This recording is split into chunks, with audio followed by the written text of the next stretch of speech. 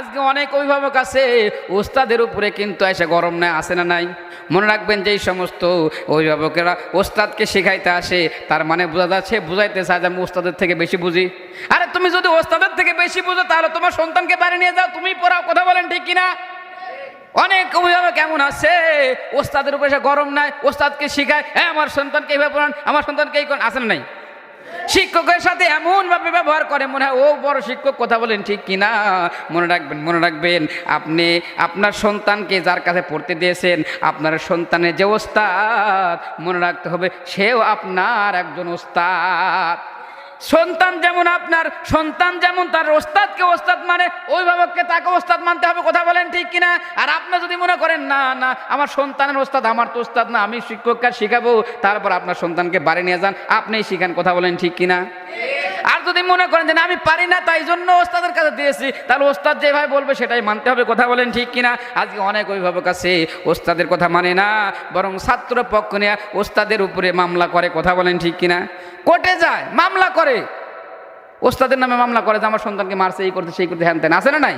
যার কারণে আজকে সন্তানগুলো আর মানুষ হতেছে না, আজকে সন্তানরা মানুষ হয় না, মানুষকে দেখলে সম্মান করতে পারে না, যার কারণে অনেক সন্তান আজকে পথভ্রষ্ট হয়ে যাচ্ছে। কথা বলেন ঠিক কিনা? এই জন্য যারা অভিভাবক আছেন তাদেরকে বলবো আপনার শিক্ষকদের সাথে খারাপ ব্যবহার করবেন না।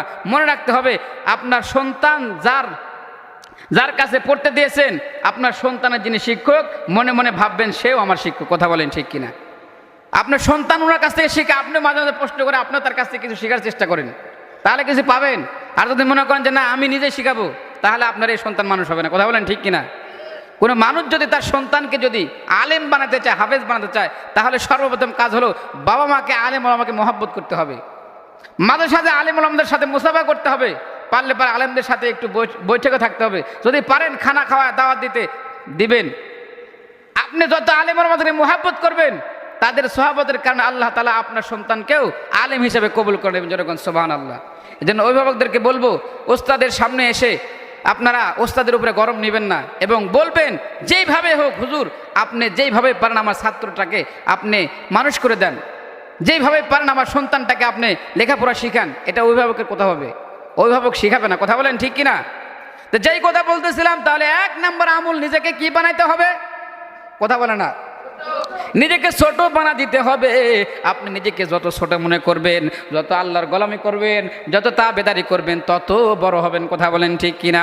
আর 2 নাম্বার হলো লিকাসরাতি তিলাওয়াতি সূরাতিল ইখলাস। হযরত আবু যর গিফারী রাদিয়াল্লাহু তাআলা বেশি বেশি সূরা ইখলাস তেলাওয়াত করতেন। এই সূরা ইখলাস